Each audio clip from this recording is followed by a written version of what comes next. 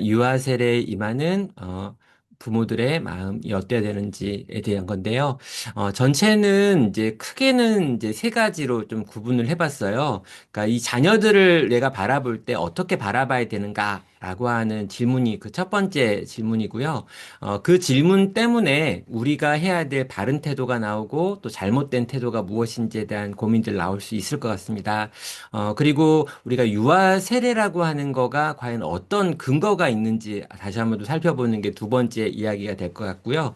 그래서 이제 우리가 유아 세례에 임하는 부모는 과연 어떤 마음으로 어떻게 준비하고 어떤 마음의 결단을 품어야 되는지에 대한 이야기가 세 번째 이야기인데, 하나하나 좀 이렇게 살펴보면은요. 먼저 이 자녀를 바라보는 성경적인 관점이 어떤 것일까? 우리가 우리 아이를 어떤 눈으로 봐야 될까에 대한 거 이게 첫 번째 이제 질문이 됩니다.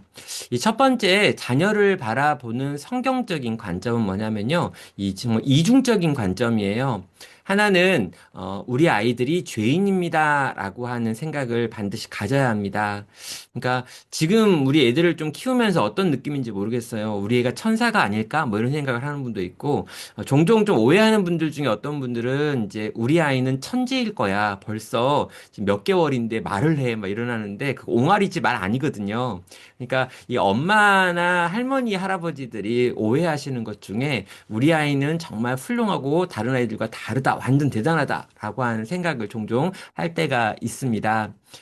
그런데 이 성경은 분명하게 우리 아이들의 이 존재를 이야기할 때 이 아이들의 존재는 전적으로 타락해 있는 존재이며 철저히 부패한 존재이며 죄로 인하여 오염되지 않은 것이 하나도 없는 인간입니다라고 하는 고백이 첫 번째 고백입니다. 그래서 우리 아기들도 실제로 걔가 무슨 힘이 있거나 능력이 있어가지고 죄를 막 적극적으로 짓고 있는 것 같아 보이지는 않지만 본질적으로는 죄인이어서 이 죄의 문제를 해결하지 않으면 안 되는 존재다라고 하는 생각을 우리 부모가 우리 아기들을 바라보면서 가져야 한다는 거죠.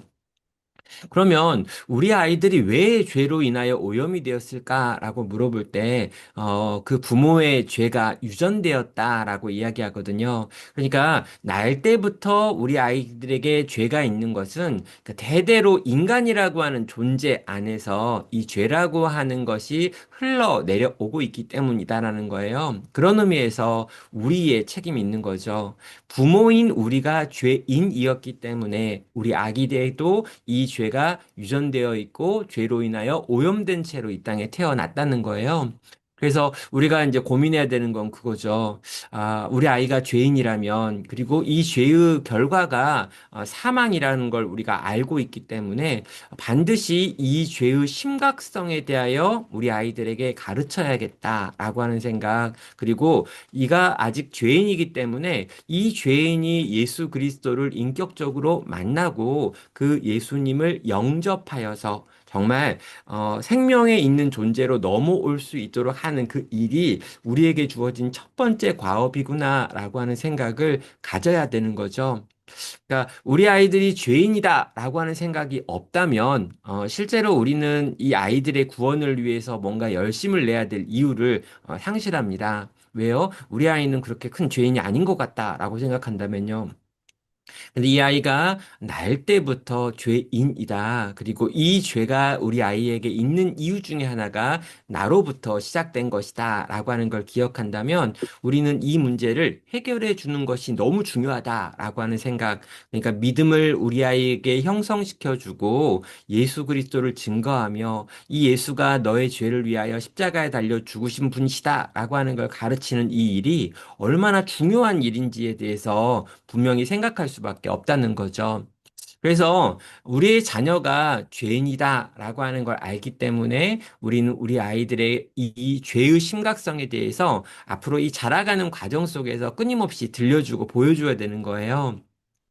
그러니까 이제 지금은 이제 말이 좀 안 통하지만 조금 시간이 지나면 이제 몇 가지 단어들을 말하기 시작하고 세상에 대해서 인식하기 시작하고요. 사람을 만나기 시작하고 사람 안에 있는 죄, 그리고 자기 안에 있는 죄, 이 세상이 가지고 있는 죄와 악의 실체들을 우리 아이들이 이제 자라면서 경험하게 될 겁니다.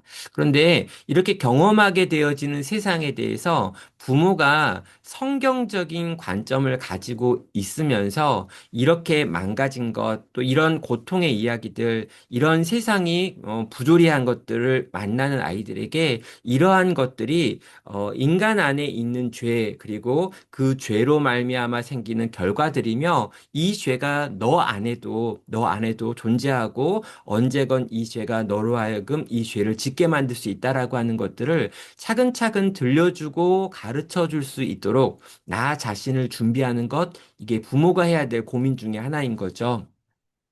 또 이렇게 죄의 심각성을 내가 가르쳐 줘야지 빨리 이 아이에게 구원에 대하여 예수 그리스도에 대하여 영접하여서 정말 생명으로 옮겨야겠다라고 하는 이 생각이 약간 강박으로 있는 분들도 있습니다.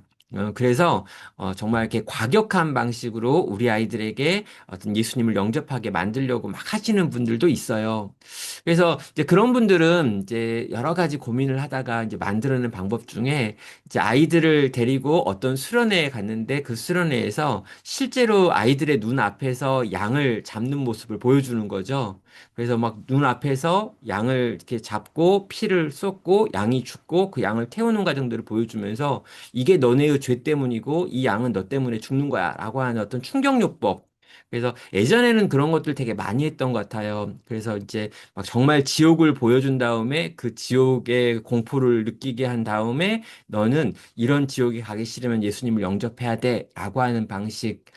실제로 이런 방식으로 예수님에 대하여 전하고 죄의 심각성을 가르치고 지옥의 공포를 가지고 예수님을 믿게 만들려고 하는 시도가 이 죄인인 줄 알고 있는 부모들의 마음 가운데 있었고 그런 방식을 사용한 적도 있습니다. 그런데 그 방식이 결과적으로 우리 아이들이 커가고 어느 정도 성인이 되어가는 요 과정 속에서 이전에 자기가 받았던 그 교육이 아주 유치한 것이었고 실제로 그것은 나의 심리적 조작에 가깝다라고 하는 걸 깨달으면서 이 반발을 하는 사람들도 많이 생기거든요. 그래서 저는 죄의 심각성을 경고한다라고 하는 이 측면 너무 중요한 측면이고요. 동시에 내가 지혜롭고 자비롭게 처신해야 한다라고 하는 부분이 있습니다. 그래서 이 아이에게 발달 속도에 맞춰서 그리고 이 아이에게 공포나 두려움의 결과로 예수님께 나오는 게 아니라 그분이 하신 사랑과 은혜를 체험하게 만드는 방식으로 하나님 앞에 나오게 하는 방식 이런 것들을 찾고 고민하는 과정들이 필요하다는 거죠. 왜 그러냐면 이것이 하나님께서 우리에게 행하시고 있는 방법이고 태도이기 때문이에요. 하나님은 우리가 죄인이라는 걸 분명히 경고하십니다. 그러나 우리가 죄에 대한 공포와 두려움, 심판과 지옥에 대한 공포 때문에 하나님을 향해 돌이키는 걸 원하는 건 아니세요.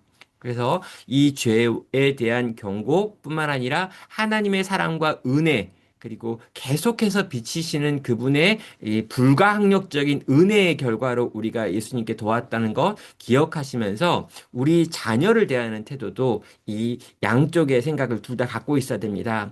죄는 빨리 해결해야 될 너무너무 심각한 문제야. 그러나 우리 아이가 두려움 때문에 오는 것이 아니라 하나님의 사랑과 자비를 경험함으로 하나님께 나오게 할 거야 라고 하는 이 이중의 태도가 우리 부모에게 있어야 될 태도인 것 같아요. 자, 그렇다면, 부모가 자녀를 양육하면서 기억해야 될 게 뭘까라고 생각을 해서 한 세 가지 정도로 정리해 볼 수 있습니다. 첫 번째는, 아기가 우리의 소유가 아니라는 거예요. 내 게 아닙니다.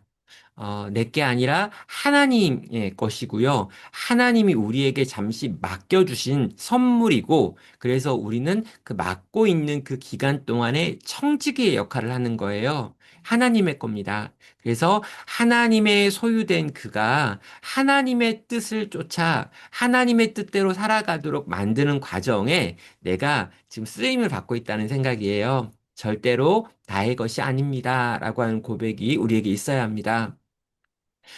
자주 사용하는 이야기 중에 모세의 어머니 요게벳 있는데요. 이 모세의 어머니 요게벳이 이 모세를 낳았을 때 이 아기를 보는 순간 너무 감동을 받았죠. 그래서 이 아기를 나일강에 던질 수가 없었어요. 그래서 했던 선택 중에 하나가 이 아기를 자기가 몰래 키워보는 거였는데 아기를 100일 정도 키우고 난 다음에 이 아기가 이제 우는 소리가 밖으로 들리는 거죠. 오늘날 같이 이렇게 방음이 되어지는 집이 아니고 대부분의 창문들이 다 열려 있고 뚫려 있었던 그 시대에 집안에서 아기가 우는 소리가 밖에 들리는 건 너무 당연했습니다. 그래서 요괴배식 했던 결단 중에 하나가 모세를 이제 상자에 넣어서 이제 갈대의 상자에 넣어가지고 이제 이 바로의 딸이 목욕하는 그 근방에 놓고 기다리는 거였죠.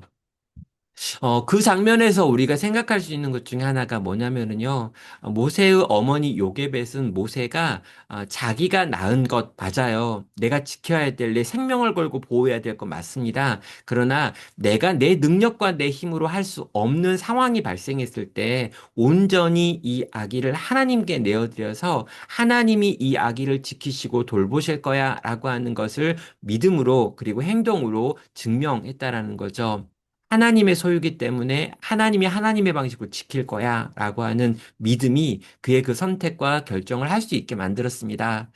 나중에 보시면 요게벳은 이제 바로의 딸이 이 모세를 찾은 다음에 갑자기 이제 미리암이라고 하는 모세의 누나가 나타나가지고 우리 동네에 되게 훌륭한 이제 유모가 있는데 이 유모가 키우게 하면 어떨까요?라는 제안을 하죠.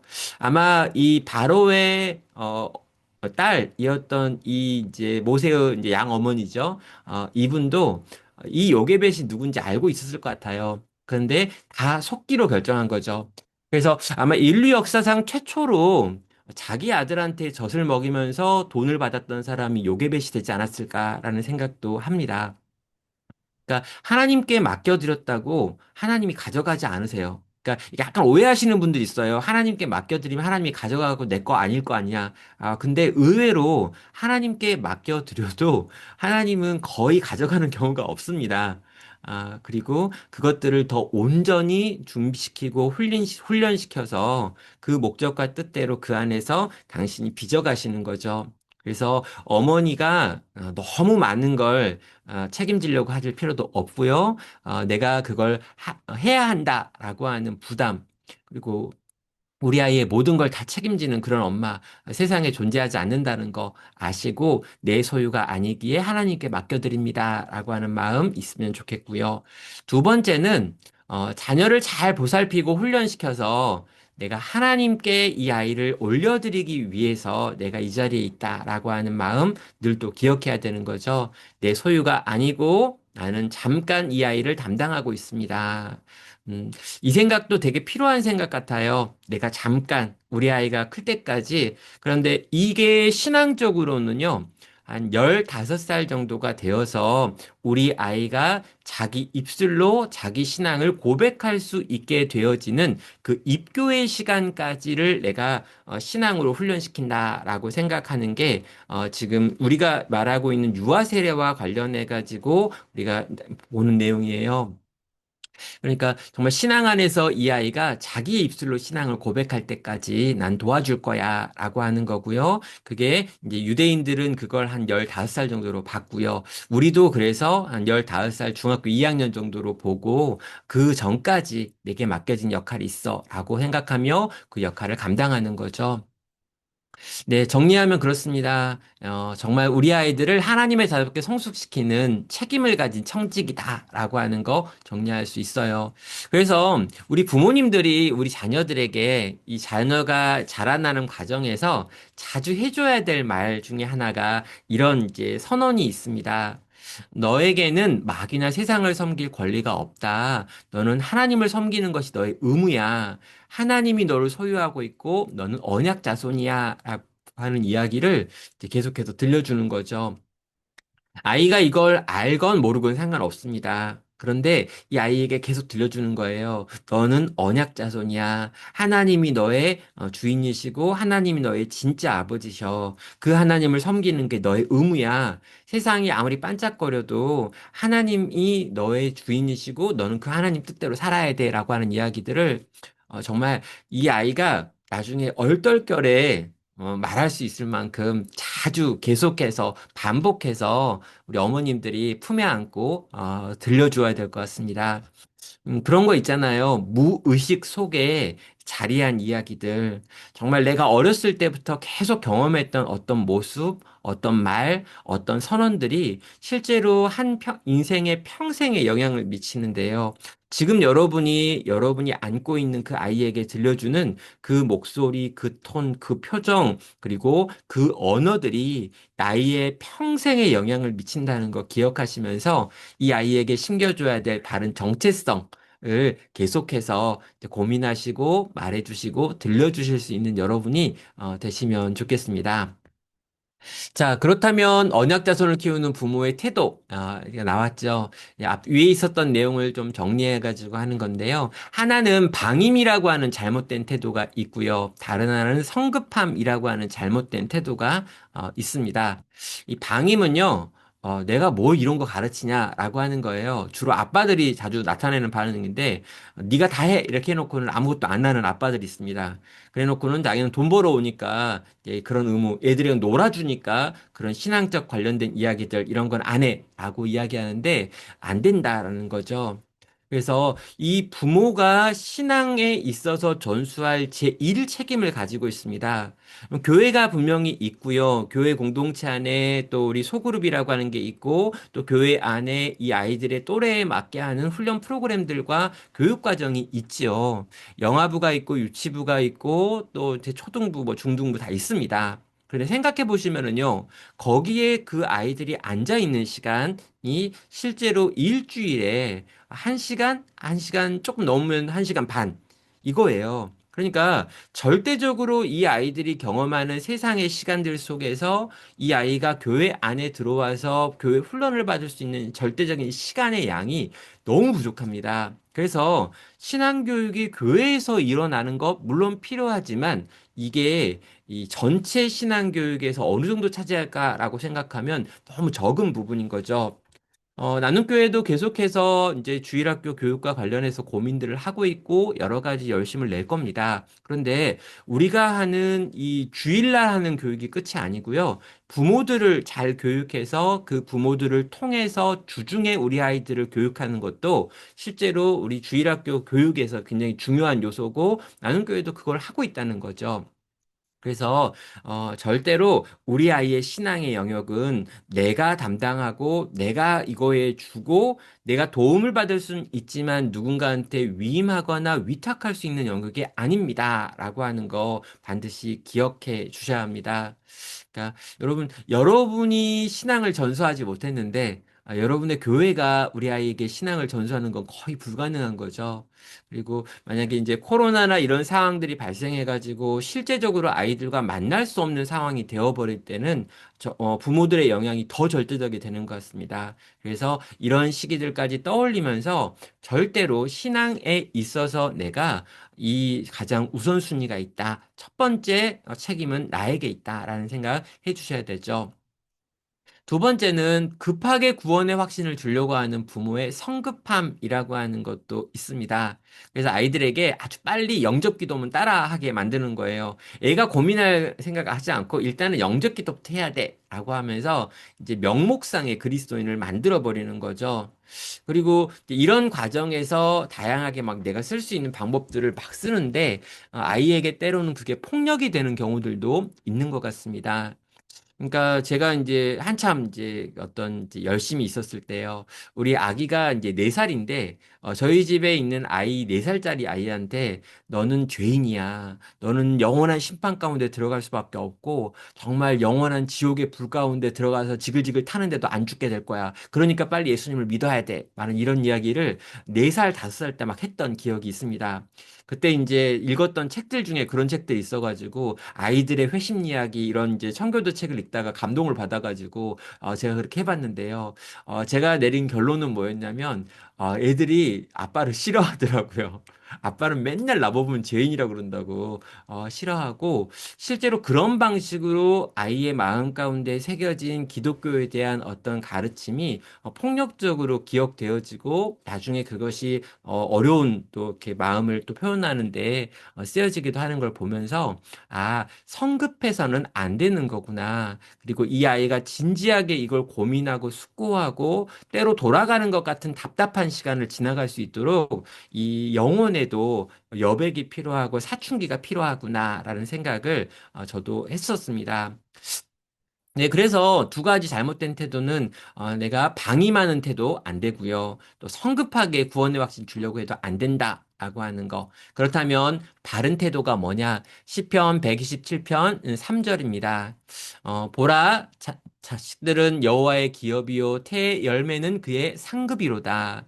젊은 자의 자식은 장사의 수중의 화살 같으니 이것이 그의 화살통에 가득한 자는 복되도다. 그들이 성문에서 그들의 원수와 담판할 때 수치를 당하지 아니하리로다라고 말합니다. 여기 보면 이제 자식들이 여호와의 기업이고 태의 열매는 그의 상급이다라고 말하고요. 젊은 자가 낳은 자식은 화살이다라고 이야기하면서 정말 이 자녀가 우리에게 얼마나 큰 복인지에 대한 이야기들을 지금 하고 있습니다. 그래서 이 자녀가 이렇게 내 인생에 복이 되려면 뭐가 필요하냐라고 했을 때, 이 두 가지로 정리해 볼 수 있는 거죠. 우리 아이들이 반드시 거듭나야 된다라고 하는 거 늘 기억해야 합니다. 반드시 거듭나게 하기 위해서 뭘 할 수 있을지 하나님께 물으셔야 되는 거죠. 그리고 내가 부모로서 해야 될 마땅한 수고를 해야 합니다. 기억하십시오. 유아 세례를 받았다고 해서 구원받는 거 아닙니다. 카톨릭에서는 영세라고 하는 걸 받으면 이 아이가 절대로 지옥 가지 않는다라고 하는 구원에 대한 약속을 해요. 그러니까 카톨릭에서 받는 영세라고 하는 것은 실제로 지옥에 가지 않게 되어지는 세례를 의미합니다. 그런데 카톨릭의 이런 확실성이 기독교에는 없어요. 세례를 받았다고 해서 구원받는 거 아니다라고 이야기합니다. 네, 그거 기억하셔야 되는 거죠. 세례만 의지할 수 없는 거죠. 그래서 우리는 뭘 하는가라고 말하면 이 아이를 어떻게든 성령의 인도를 받아가지고 거듭나게 하는 그 일에 대하여 가르치고 훈련시키는 일을 합니다라고 선언합니다. 또 언약 자손들은 하나님께서 구원하실 것이다라고 하는 믿음도 있어야 돼요. 자, 이게 무슨 말이냐면요. 내가 열심히 아이들에게 이 구원을 위하여 최선을 다했습니다. 그런데 아이들이 이제 초등학교까지는 이렇게 따라와요. 근데 요즘은 좀 빨라져가지고 5학년, 6학년쯤 되면은 갑자기 나는 지금까지 세뇌를 당한 것 같아. 뭐 그러고요. 나는 이제 안 믿어져. 그러고요. 이제 중학교쯤 되면은 이제 정말 막 이렇게 극단적으로 막 반응하는 친구들이 막 보입니다. 그리고 많은 또 이제 청년들은 실제로 어렸을 때 신앙생활을 했지만 그 신앙에서 벗어나서 교회를 다니지 않는다거나 아니면 적극적으로 반기독교적인 말들을 하거나 아니면 그런 모임들을 막 찾아다니는 경우들도 있죠. 부모가 최선을 다했는데도 불구하고 그런 일이 벌어질 수 있습니까? 라고 물어본다면 그런 일이 벌어질 수 있습니다. 예, 나는 최선을 다했지만 맞아요. 그때 우리에게 필요한 게 뭐냐면은요. 하나님께서 내가 믿음으로 키운 내 아이 가운데 어느 날 어느 때인가 찾아오실 거야. 반드시 그 가운데 일을 행하실 거야. 라고 하는 걸 믿고 신뢰하고 기도하며 소망하는 겁니다. 그러니까 내가 부모로서 해야 될 최선을 다하십시오. 그러나 내 최선이 이 아이를 구원하는 것이 아니라 하나님이 이 아이를 구원하는 것이니까 내가 하지 못하고 우리 아이가 당장의 눈에 보이는 변화를 보이지 못해 준다 할지라도 그 순간에 내가 포기하는 게 아니라 하나님께 구하고 하나님께서 하실 걸 바라보고 하나님이 역사하실 때까지 기도하는 부모의 역할을 계속해서 감당하는 거죠. 분명히 내가 믿음으로 키운 아이, 내가 어렸을 때부터 끊임없이 신앙의 정체성을 이야기했던 이 아이 가운데 하나님이 일하실 거고 우리 아이의 마음이 언젠가 돌이킬 거야라고 하는 기대를 포기하지 않는 태도, 이게 우리가 가져야 될 태도인 거죠. 우리 엄마 아빠들 정말 최선을 다하시기를 바라고요. 그리고 어느 땐가 내 힘으로 할 수 있는 게 아니었군요라고 고백하며 하나님을 더 깊이 소망할 수 있는 그런 또 우리 부모들 되시기를 바랍니다. 자, 그러면 유아 세례의 근거와 부모의 책임의 부분들 좀 보아야 될 것 같은데요. 왜냐하면 이 유아 세례를 주는 교단이 그렇게 많지는 않습니다. 그래서 유아 세례 자체를 주지 않는 교단, 뭐 감리교 같은 경우에도 유아 세례를 주지 않고 있고요. 다른 우리가 알고 있는 이 장로교 외에 다른 곳에서는 유아 세례에 대해서 그렇게 익숙하지 않습니다. 근데 이제 요즘은 유아 세례가 약간 유행이에요. 우리 아기들한테 교회가 뭘 해준다라고 생각을 하니까 젊은 부모들을 우리 교회에 데리고 오려면 유아 세례를 줄 수는 없지만 그래도 뭐라도 줘야겠다 그래가지고 요즘은 헌화식이라고 해가지고 아이를 하나님께 올려드리는 의식을 다른 여러 교단에서 하고 있습니다. 그러니까 유아세라고 하는 것은 자기들의 어떤 교단 신학에 의해서는 안 맞지만 그러나 그와 유사한 것을 해서 우리 아이들이 얼마나 이제 교회에서 귀한가라고 하는 것들을 보여주는 시간들은 갖는다는 거죠. 근데 우리가 지금 이제 대한예수교 장로회 안에서 지금 우리 교단 안에서는 유아 세례의 근거가 구약에 있는 할례에 있다라고 이야기합니다. 그러니까 유아 세례의 모태가 되는 할례가 이미 존재했다는 거예요. 구약 성경에서도 하나님께서 이제 아브라함을 언약의 자손으로 이렇게 부르시면서 당신이 이제 이 언약을 시작하는 언약의 아버지가 되었다라고 하는 의미, 그리고 이 언약을 쭉 너희 백성들이 이어간다라고 하는 의미에서 할례라고 하는 의식을 모든 남자들이 행해야 한다라고 했습니다. 그래서 난지 8일이 되었을 때 이 아기의 믿음과 무관하게 할례라고 하는 종교적 의식을 행했어요. 이게 정결함, 거룩함을 뜻하고요. 하나님의 백성으로 다른 백성들과 구별되어 있다라고 하는 걸 의미하는 표현이 이 할례의 표현이었습니다. 자, 근데 구약 성경에도 보면은요, 할례가 있다고 해서 다 구원받는 건 아니었어요. 분명 기억하셔야 합니다. 할례가 있다고 해서 다 구원받지 않았어요. 에서와 야곱은 둘 다 할례를 받았지만 야곱은 사랑하고 에서는 미워했다라고 분명히 성경은 기록하고 있고요. 아브라함의 자손들 가운데도 분명히 구원에 이르지 못한 자들이 있었다라고 하는 것들을 구약의 이야기를 통해서 우리는 보게 되는 거죠. 자, 그래서 할례라고 하는 것이 구원을 담보하는 건 아니지만 그렇다고 해서 할례가 없어진 건 아니고 계속해서 그 할례가 시행됐다는 거예요. 그래서 신약에 넘어와서 이 할례라고 하는 의식이 바로 이 세례의 의식으로 이어지고 있기 때문에 아주 어렸을 때 이 할례를 주는 이 난지 8일 만에 할례를 주는 이 의식을 오늘 우리가 아직 자기가 자기의 믿음을 결정할 수 없는 아기들의 이 세례로 이어갈 수 있고 연결시킬 수 있다라고 생각을 한 거죠. 그래서 우리 아이들에게 세례를 주는 이유는 뭐냐면은요, 요거예요. 부모가 믿는 믿음이 자녀에게 계승되는 언약적 차원에서 주는 거예요. 그러니까 우리 아이가 신앙 고백한 게 아니라 내가 믿음이 있는데 이 믿음이 우리 아이에게도 반드시 전승돼야 합니다라고 하는 마음이 실제 언약적인 이 차원에서 약속의 차원에서 내가 우리 아이에게 대신 믿음의 고백을 하고 믿음으로 키우겠다는 결단을 하고 이 세례를 줍니다라고 하는 의식에서 이제 언약적인 차원으로 이게 나온 거죠. 그래서 이제 우리 아이를 내가 언약 자손으로 키우겠습니다라고 하는 고백입니다. 그러다 보니까 우리 부모에게 주어지는 책임이 있는 거죠. 예, 여러분에게 주어지는 책임인데요. 요 내용은 여러분 이제 서약해야 되니까 보셔야 될 것 같아요. 자, 일단 유아 세례가 안전한 보험이 아니다.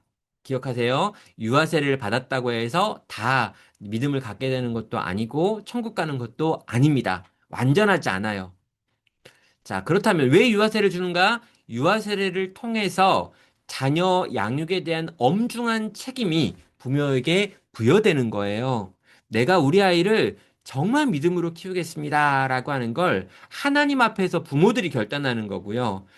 또 온 교회 앞에서 우리 부모들이 결단하는 거예요. 온 교회와 하나님이 증인이 되어지는 거고요. 우리 부모가 우리 아이를 믿음으로 키우겠다라고 하는 엄숙한 책임이 있다라고 하는 걸 사람들 앞에 공적으로 선언하는 겁니다. 그래서 그 시간에 여러분이 언약의 문서를 같이 읽는 거고요. 자녀를 믿음으로 키울 것에 대한 편지를 쓰는 거고요. 그리고 내가 이거에 대해서 이러이러한 마음을 갖겠습니다라고 하면서 헤리티지를 읽는 거고요. 그리고 이러한 마음들을 같이 가지고 온 교회 앞에서 실제로 내가 그런 선언을 하는 거죠. 그리고 온 교회가 그렇게 되도록 우리가 돕겠다라고 하는 의미에서 아멘이라고 하는 거고요. 그리고 교회 안에 있는 영아부나 유치부, 그리고 교회 안에 있는 작은 교회 안에서 여러분이 여러분의 아이들을 믿음으로 키울 수 있도록 돕는 여러 가지 일들을 이제 같이 하겠다라고 하는 걸 다 포함한다라는 거죠. 그래서 내가 내 아이를 믿음으로 키우려고 하는 마음이 없으면 여러분 절대로 우리 아이들에게 유아세를 주시면 안 되는 거예요. 내가 믿음으로 키울 마음도 없고 그럴 만한 힘도 없고 또 그럴 만한 의지도 지금 내게 없는데 그냥 요 아이가 요 때쯤에 이런 거 하나 받았으면 좋겠다라고 생각해서 요 아이들에게 유아 세례를 주는 건 어쩌면 나중에 우리 아이들이 자기의 입술의 고백으로 자기의 결단으로 이 세례를 받겠다라고 해가지고 와서 받을 세례를 그 세례를 받을 기회를 우리 부모들이 먼저 가져가는 것이기도 하기 때문인 거죠.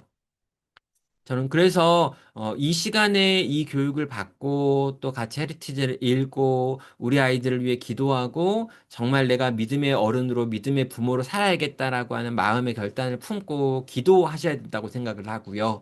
이 기도하시는 가운데 하나님이 내게 주신 이 거룩한 부담이 있어서 내가 정말 이제 그렇게 하겠습니다라고 하는 마음으로 이 세례에 참여한다면 너무너무 좋겠어요. 근데 그냥 우리 아이에게 뭔가 멋진 어떤 사진을 찍어주고 싶어. 우리 가정이 열심히 애쓰고 수고했는데 이것들에 대해서 사람들에게 좀 보여줄 거야. 라고 하는 마음이라면 실제로 유아세례에 우리 아이들을 참석시킬 필요가 없는 거였다는 거죠. 분명히 여러분 이제 훈련하시는 과정들, 또 책을 읽으면서, 또 이렇게 강의를 듣면서, 그리고 또 뭐 이것들에 대해서 이제 막 사진도 찍고, 앨범도 저희가 만들려고 해가지고 교회에서 앨범도 만듭니다. 근데 이렇게 열심히 뭔가를 만드는 이유는요, 어느 땐가 우리 아이들이 커서 엄마 아빠한테 물어본다는 거예요. 엄마 아빠 내가 유아세례 받았어요? 그런데 이제 그때 유아세례 증서도 없는 집들이 되게 많아요. 그리고 줬는지 안 줬는지 기억도 못하는 분도 있더라고요. 안 되겠다. 그래서 앨범을 만들어 가지고 여러분이 훈련받았던 과정, 그리고 이렇게 이제 막 이렇게 같이 이렇게 모여서 또 온라인으로 하는 이런 과정, 그리고 유아 세례식을 하는 모습, 또 세례 문서 이런 것들을 다 앨범으로 만들어서 여러분에게 이제 책자로 드립니다. 왜요? 언젠가 우리 아이들이 자기에 대해서 물어보았을 때 네가 이때 이렇게 받았고 그때 세례 받았던 애가 이렇게 이렇게 있고 그때 네가 자랐던 그 친구들 언니 오빠들 중에 이렇게 같이 있어가지고 같이 우리가 세례를 받았다. 그때 내 마음은 이런 기도였고 그때 내 결단은 이런 거였어라고 하는 걸 보여주려고 이제 그런 앨범을 저희가 만들어서 드리는 거죠. 절대로 이 일이 그냥 그렇게 스쳐 지나가는 이벤트다라고 생각하지 마시고 여러분의 인생에 결혼이라고 하는 의식이 특별한 의미가 있었던 것처럼 우리 아이들의 유아 세례 의식도 아주 특별한 의미가 있다라는 거 기억하시고 함께 참여하시고 함께 마음을 쏟으시면 좋겠습니다. 자, 그러면 한번 이제 요 서양문 같이 한번 읽어보는 시간을 가질 텐데, 여러분 잘 보이시나요? 네. 이 시간에는 여러분 좀 마이크를 좀 켜서 한번 이 서양문을 같이 읽으셔야 될 것 같아요. 마이크를 켜시고,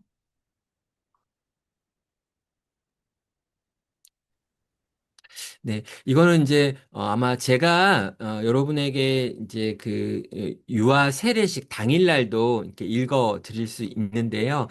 이걸 제가 다 읽고 난 다음에 이제 여기 엄마 아빠들이 이제 아멘이라고 하는 말로 대답을 해 주셔야 되는 문장입니다. 그래서 한번 제가 1번부터 5번까지에 있는 내용을 순서대로 차근차근 다 읽고 약속하십니까? 라고 하는 말로 끝내면 여러분이 여러분의 입술로 아멘이라고 이제 답변을 해주시고요. 그걸 지금 녹음하고 있기 때문에 여기서 1차로 여러분이 이제 증언을 하시는 거고요. 그리고 나중에 우리 성도들 앞에서도 이 고백으로 같이 서약을 하도록 하겠습니다. 제가 이 서약문 같이 제가 선창을 해드리도록 하겠습니다. 제가 읽겠습니다.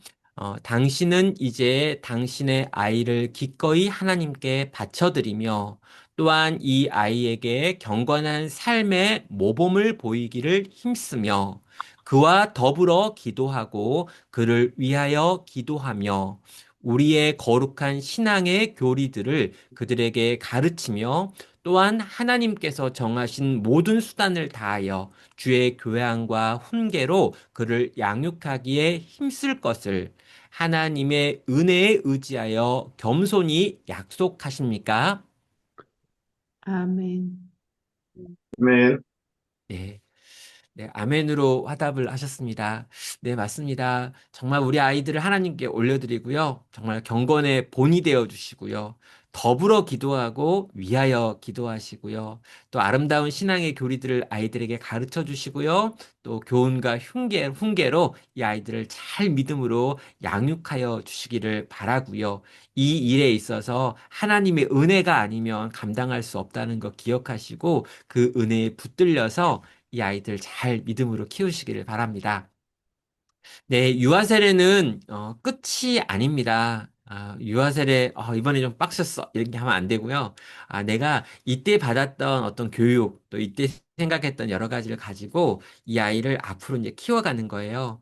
그래서 우리가 유아 세례를 주는 그 아이의 나이를 이렇게 정해놨습니다. 막 아이가 6살, 7살인데 그렇게 얘기하지 않거든요.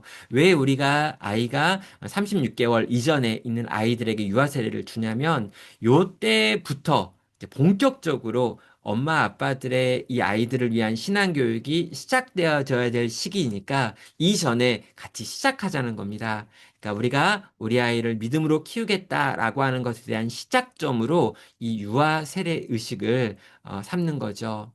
네, 부모는 교회에서 공적으로 자녀를 믿음으로 양육할 것을 서약하므로 주님을 사랑하고 경건의 본이 되고 자녀를 위하여 그리고 함께 기도하여 그가 믿음으로 자라 그리스도 안에 있게 할 책임을 져야 하는 것입니다. 그 마지막 단추가 끼워질 때까지 이 신앙의 전수에 있어 부모가 책임을 지는 것입니다. 하나님 앞에서 겸손한 마음으로 이 귀한 책임을 잘 감당하시는 우리 신앙의 부모 되시기를 주님의 이름으로 간절히 축원합니다.